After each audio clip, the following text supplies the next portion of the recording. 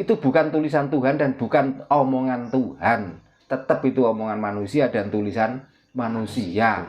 Nah, orang Jawa itu kitabnya tidak tertulis tapi bisa dibaca kok. Memancarkan nur sejati dan sejatinya nur itu.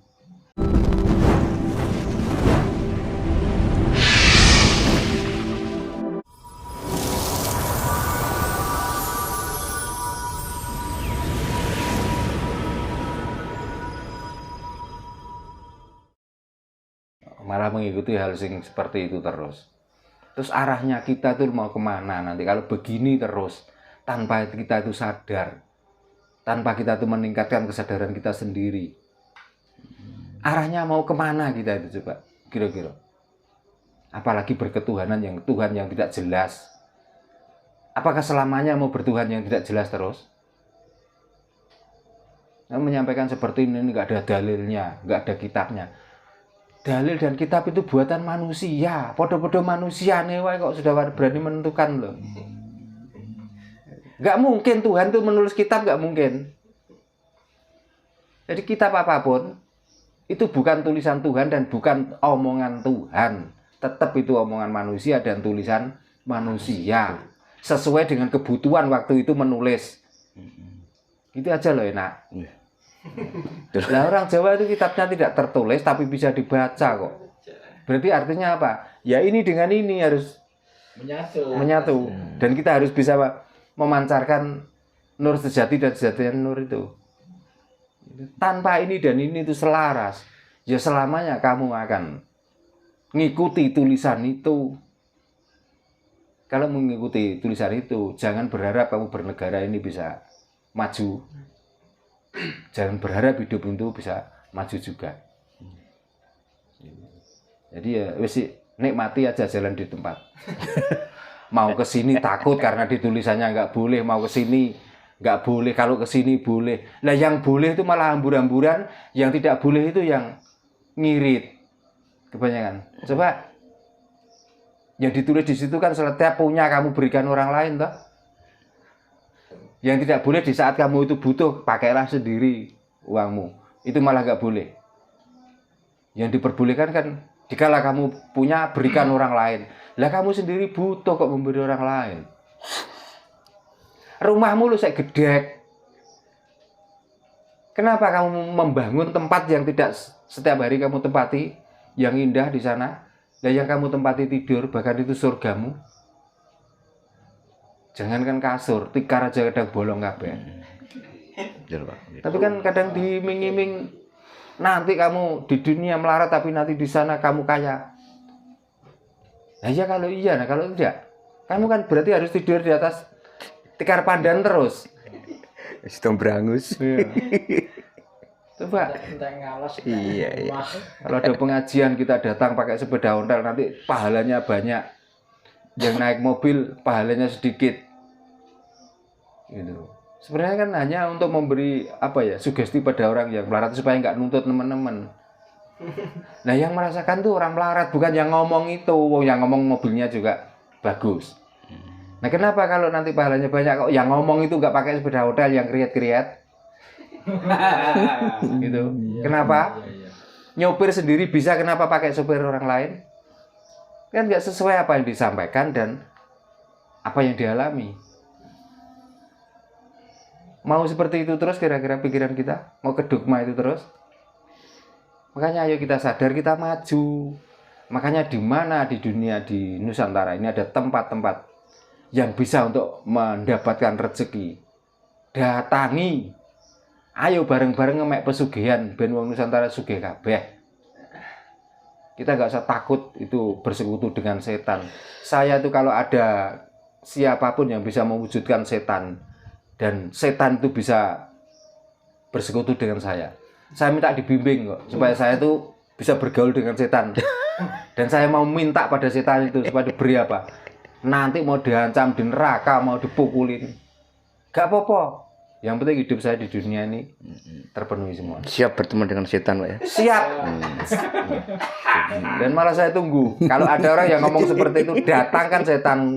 Betul, untuk bersekutu dengan saya. Tapi sampai sekarang belum ada buktinya. Makanya kita diberikan negara yang begitu berkahnya, banyak berkah yang keluar dari sini. Jangankan yang nyata, yang goib saja banyak. Tapi kita sudah didogma, kalau datang ke situ bersekutu dengan setan, minta pada setan. Kan mendingan setan dimintai, diberi. Nah kalau Tuhan diminta sampai digulai benjut jarang yang dikasih. Iya, Tuhan yang Coba. mana ini? Kan mendingan datang di tempat di Gunung Kawi, di Kemukus, di Lemah Miring.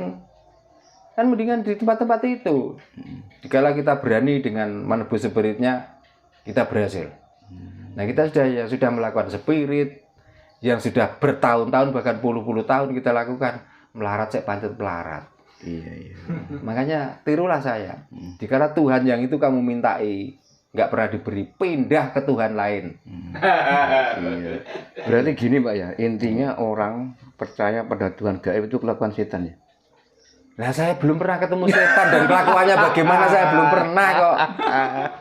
Gitu loh. Cuman yang ngomong itu kadang-kadang mirip setan, gitu loh. Yang ngomong tentang kebenaran itu. Gitu. Kecuali saya pernah ketemu setan dan saya tahu pekerjaan setan, saya berani. Saya lu nggak pernah ketemu sama sekali dan belum tahu.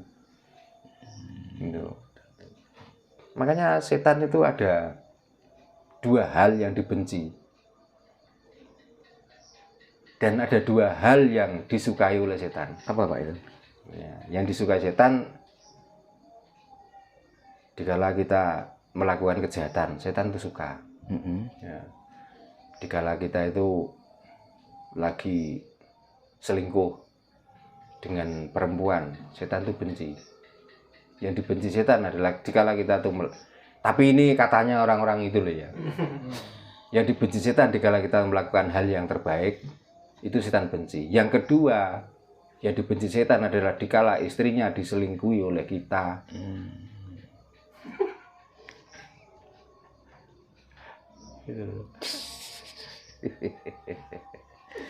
Iya. Ini Pak, tadi disampaikan di awal Pak Darno bahwa orang spiritual sejati itu kan merem Pak ya. Iya. Agar kita itu bisa melihat atau ketemu dengan Nur Cahyo. Iya. Sebetulnya Nur Cahyo itu siapa Pak Darno? Ya namanya nur itu sinar. Sinar berarti kalau ngomongkan nur itu sinar terang. Pertanyaannya gini, sinarnya lampu dan sinarnya matahari, apakah itu bukan sinar yang sangat terang menurut mata kepala kita? Tapi kenapa orang yang sudah melek, sudah menikmati sinarnya terang lampu dan sinar terangnya matahari, kok kita itu masih gelap dengan cara kita berpikir? Nah, yang dinamakan nur cahyo dan cahyo sejati adalah sinar atau terangnya hati dan pikiran kita itu loh. Itu yang dinamakan nur cahyo atau nur sejati boleh, cahyo sejati juga boleh. Makanya karena kita melihat dengan sinarnya matahari dan sinarnya lampu itu ternyata nggak bisa menerangi hati kita, maka merem itulah metode untuk membuat hati dan pikiran kita itu terang. Kita melek pun kalau sudah masuk di sini, ya sama saja. Tapi kan sulit. Di saat kita spirit sambil melek melotot. Ya, mulut kita komat kamit, tapi ini hati ini bicara. Wah itu catnya kurang roto ya, masih ada hijaunya, masih ada bulaknya. Kalau nggak gitu, ada cecek lewat, cecek betina dan jantan, gudak-gudakan, uber-uberan. Ah, teringat masa muda saya ya. Nah, akhirnya kan gagal spiritnya. Tapi kalau merem kan kita tuh sudah, mata kita tuh nggak melihat, yang melihat itu hati dan pikiran kita. Akhirnya kan larinya, ya kenapa ya, dan apa ya yang saya perbuat tadi siang. Kan introspeksi akhirnya. Apakah perjalanan saya tadi sudah membuat orang lain senang? Kalau kita memberi, apakah yang saya berikan tadi sudah sesuai apa yang kita miliki? Akhirnya dengan mengolah itu kan hati kita tuh semakin lama semakin cerah, semakin terang. Akhirnya sekarang memberi sedikit, besok pengen mengulangi yang lebih banyak. Waktu kemarin kita melihat tetangga kita itu makannya nasi jagung, nggak pakai lauk, pakai sayuran pun dari daun-daunan yang di sekeliling rumah. Itu pun sudah kelihatannya makannya lahap karena didorong oleh lapar dan ketidakadaan yang mereka makan. Tapi dengan kita merenung akhirnya kan bagaimana ya kalau saya seperti itu. Akhirnya karena kita itu sudah lebih dari itu, ya kita mau berbagi itu akhirnya. Iya, betul. Supaya mereka juga merasakan seperti apa yang saya nikmati, saya rasakan. Kan begitu. Iya. Nah itu dari mata apakah dari batin? Dari batin. Nah, mata kan cuma bisa melihat. Iya. Tapi kalau nggak bisa ngolah sini, nggak mungkin kita medit pancet medit. Gitu loh. Makanya saya punya gagasan. Ya mudah-mudahan, bukan mudah-mudahan. Dan ini pasti terlaksana. Walaupun lewat channel Kasanas Jawa dan Suryo Ngalam. Karena saya sudah banyak merasakan dan banyak melihat dari kehidupan bukan tetangga saya sendiri. Ternyata di sana-sana juga banyak orang yang masih kekurangan. Mari kita sisihkan sebagian apa yang kita miliki. Sebagian itu artinya nggak harus ditentukan. Rp1.000 bagi kita mungkin uang kecil. Tapi bagi orang yang sangat membutuhkan itu besar nih. Mari kita kumpulkan lah. Sedikit demi sedikit nanti kalau sudah pantas kita berikan, mari kita berikan orang-orang yang butuh bantuan itu.